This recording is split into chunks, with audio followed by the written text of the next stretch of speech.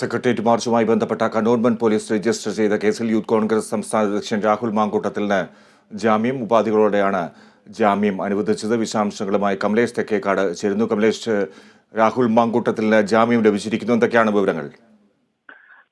Fiji, ഈ രണ്ട് കേസുകളിലും ജാമ്യം ലഭിച്ചിരിക്കുന്നു എന്നുള്ളതാണ്. രണ്ട് കേസുകളാണ് ഏറ്റവും ഒടുവിൽ പ്രധാനമായും ഉണ്ടായിരുന്നത്. ഒന്ന് കന്റോൺമെന്റ് പോലീസ് രജിസ്റ്റർ ചെയ്തതും അതുപോലെ തന്നെ മ്യൂസിയം പോലീസ് രജിസ്റ്റർ ചെയ്തതുമായ രണ്ട് കേസുകൾ. അത് സെക്രട്ടേറിയറ്റ് മാർച്ചുമായി ബന്ധപ്പെട്ട അക്രമ സംഭവങ്ങളും അതുപോലെ തന്നെ DGP ഓഫീസ് മാർച്ചുമായി ബന്ധപ്പെട്ട അക്രമ സംഭവങ്ങളുമായി എടുത്തിട്ടുള്ള രണ്ട് കേസുകളാണ് ഉണ്ടായിരുന്നത്. നിലവിൽ ഈ രണ്ട് കേസുകളിലും ജാമ്യം ലഭിച്ചതോടുകൂടി രാഹുൽ മാങ്കൂട്ടത്തിൽ ഇന്ന് ജയിൽ മോചിതനാകും എന്നുള്ളതാണ്.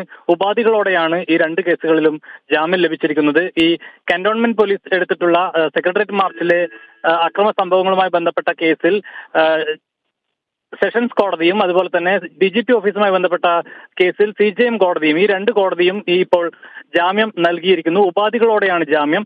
ഈ രണ്ട് കേസുകളിലുമായി 75,000 രൂപ രാഹുൽ മാങ്കൂട്ടത്തിൽ കോടതിയിൽ ജാമ്യത്തുകയായി കെട്ടിവെക്കണം. അതോടൊപ്പം തന്നെ ഈ സെക്രട്ടേറിയറ്റ് മാർച്ചുമായി ബന്ധപ്പെട്ട് പൊതുമുതൽ നശിപ്പിച്ച കേസിൽ 1,360 രൂപ പിഴയായി അടക്കാനും ഉത്തരവുണ്ട്.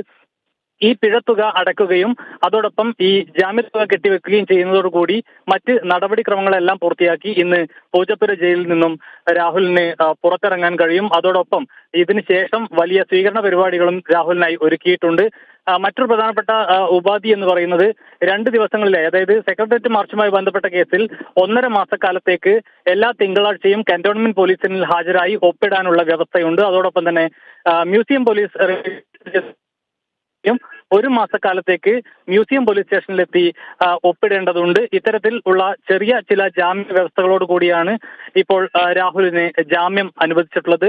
രണ്ട് കേസുകളിലും, അവശേഷിക്കുന്ന 2 കേസുകളിലും ജാമ്യം ലഭിച്ചതോടുകൂടിയാണ് രാഹുലിന് ജയിൽ മോചിതനാകാനുള്ള ഒരു വഴി തെളിയുന്നത്. ഏതായാലും റിമാൻഡിലായി 9ാം ദിവസമാണ് രാഹുൽ ഇന്ന് പുറത്തിറങ്ങാൻ പോകുന്നത്. ഫിജി. ശരി കമലേഷ്, രാഹുൽ മാങ്കൂട്ടം ജയിൽ മോചിതനാകും.